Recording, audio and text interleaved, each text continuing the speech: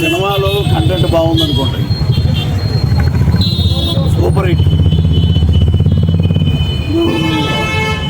నేను చూడవద్దు సినిమా అంటే మీరు మానేస్తారా?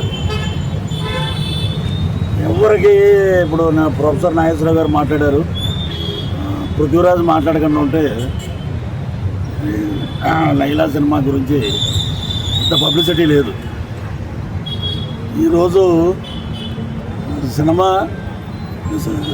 విశ్వక్సేని కానీ,